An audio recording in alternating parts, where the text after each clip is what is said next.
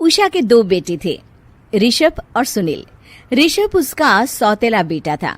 उषा हमेशा ही अपने सगे बेटे सुनील को ज्यादा प्यार करती थी। सुनील की शादी हो चुकी थी और ऋषभ की शादी भी निशा नाम की लड़की से हो जाती है। उषा सुनील की पत्नी कीर्ति को ज्यादा प्यार करती थी। एक दिन वो अपनी बहू कीर्ति के लिए साड़ी ले आती है। ये लो बहू, तुम्हारे लिए साड़ी लाई हूँ। कल पड़ोस की शादी में जाना है ना, तुम यही पहन कर चलना। तभी वहाँ ऋषभ आ जाता है। अरे माँ, तुम निशा के लिए साड़ी नहीं लाई? वो भी तो कल शादी में जाएगी ना? हाँ, वो भी जाएगी, पर उसके पास तो काफी साड़ी होंगी ना। अभी अभी तो शादी हुई है तुम दोनों की, तो उसी में से कोई पहन लेगी वो। ऋषभ ये सुनकर उदास हो जाता है। तब निशा कहती है, आप उदास क्यों होते हो जी? सही तो कह रही हैं मम्मी जी। मेरे पास तो बहुत साड़ियां हैं और सारी की सारी नई हैं। मैं उन्हीं में से कोई पहन लूंगी। वो बात नहीं है निशा। माँ मेरे साथ तो सौतेला व्यवहार करती ही थी, पर मुझे लगता था कि मेरी पत्नी के साथ वो ऐसा कभी नहीं करेंगी, पर आज उन्होंने तुम्हारे साथ भी वैसा ही व्यवहार किया। ऋषभ उदास होकर अपने कमरे में चला जाता है। ऋषभ को उदास देखकर निशा को अपनी सास पर बहुत गुस्सा आता है। एक दिन उषा सुनील को कुछ पैसे दे रही होती है। ले बेटा सुनील, ये कुछ पैसे रख ले और बहू को कहीं घुमा लिया। जी मम्मी जी। सुनील वहां से चला जाता है। मम्मी जी, आपने इन्हें तो कभी पैसे नहीं दिए। ऐसा सौतेला व्यवहार आप क्यों करती हैं? बहू, ये किस तरह से बात कर रही हो तुम अपनी सास से? कोई ऐसे सवाल करता है कि अपनी सासू से? सास? अरे जिस दिन से मैं इस घर में आई हूँ ना, आपने तो मुझे अपनी बहू माना ही नहीं। हमेशा कीर्ति भाभी के लिए ही सब कुछ लाती हैं। मुझे तो आज तक आपने कुछ दिया ही नहीं। क्या मैं जानती नहीं कि आप ऐसा क्यों करती हैं? देख निशा, तू अपना काम कर, समझी? मेरे से बहस करने की कोई जरूरत नहीं है। तभी वहां ऋषभ आ जाता है। निशा, माँ से ऐसे बात नहीं करते। तुम जाओ अपने कमरे में। हाँ, जा रही हूँ। मुझे भी इनसे बात करने का कोई शौक नहीं है। निशा अपने कमरे में चली जाती है और ऋषभ भी वहां आ जाता है। निशा, तुमने माँ से क्यों झगड़ा किया? क्योंकि आप तो कुछ कहते ही नहीं, बस चुपचाप सहते रहते हैं। किसी को तो आवाज उठानी होगी ना। कोई बात नहीं निशा, तुम गुस्सा मत करो, शांत हो जाओ। निशा रसोई में खाना बना रही होती है। तभी वहां कीर्ति आ जाती है। निशा, तुम मार्केट से ये सामान ले आओ। मैं क्यों जाऊं? आप भी तो जा सकती हो ना। दिख नहीं रहा कि मैं खाना बना रही हूँ? हाँ तो क्या हुआ, खाना बनाने के बाद चली जाना। हाँ, खाना भी मैं ही पकाऊं, बाजार जाकर सामान भी मैं ही ले आऊं।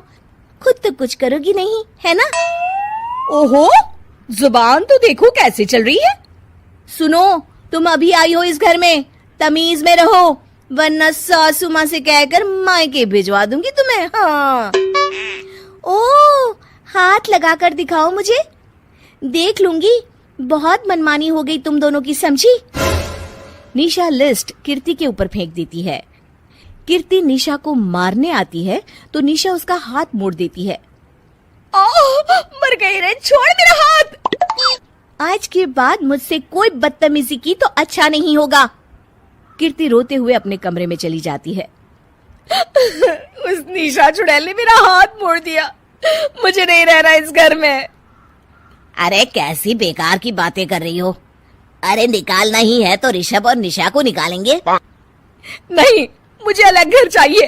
कान खोलकर सुन लीजिए, हम दोनों इस घर से जल्द जाएंगे। आप नए घर का इंतजाम कीजिए बस। मैं इन दोनों के साथ ज्यादा नहीं रह सकती। हाँ, वैसे मैं भी कुछ दिनों से सोच रहा था। अच्छा हुआ तुमने कह दिया, मैं माँ को भी बता देता हूँ। माँ, वो क्या करेंगी तुम्हारे साथ जाकर? मैं चाहती हूँ कि तुम और मैं, बस हम दोनों ही कहीं शिफ्ट हो जाएं, इस सब झमेले से दूर। अरे पर माँ को यहाँ छोड़कर इस तरह से जाना ठीक नहीं रहेगा कीर्ति। वैसे वो तुम्हें कितना प्यार भी तो करती हैं। नाम का ख्याल रखती है, क्योंकि तुम सगे बेटे हो ना, इसलिए। तुम अगर सौतेले होते तो मेरे साथ भी ऐसे ही सलूक करती जैसे अभी तुम्हारे सौतेले भाई और उसकी पत्नी से करती है। अरे पर फिर भी फिर भी कुछ भी नहीं। देखो, या तो हम दोनों इस घर से कहीं दूर जाएंगे या फिर मैं अपने मायके चली जाऊंगी। हाँ, बता देती हूँ। अच्छा बाबा, अच्छा ठीक है। सुनील अपनी माँ से बात करने आता है। माँ, मैं सोच रहा हूँ कि कीर्ति के साथ अलग घर में शिफ्ट हो जाऊं। अरे वाह बेटा, ये तो बहुत अच्छा सोचा है तुमने। कब शिफ्ट होना है हमें? मैं भी पैकिंग कर लेती हूँ। अब नहीं माँ, मैं और कीर्ति ही जाएंगे बस। आप तो यहीं रहो, ये पुश्तैनी घर भी है ना आपका। अरे बेटा, तू तो मेरा सगा बेटा है, तू ही मेरे साथ ऐसा कर रहा है। मुझे अपने साथ ले जा बेटा। तभी वहाँ कीर्ति आ जाती है।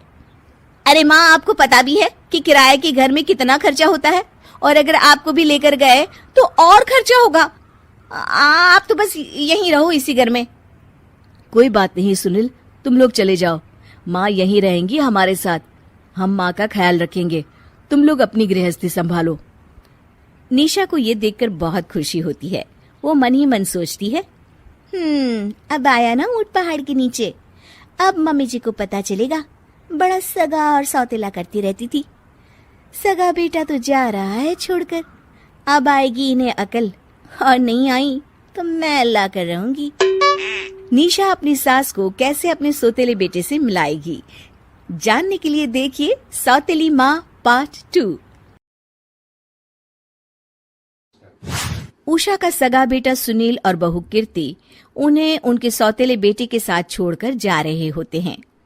बेटा, तेरी जब कमाई बढ़ जाएगी, कम से कम तब तो मुझे तू लेने आ जाना। हाँ हाँ माँ, क्यों नहीं। चलो भी, अब कितना लेट कर दिया है, टैक्सी इंतजार कर रही है बाहर। हाँ हाँ चलो।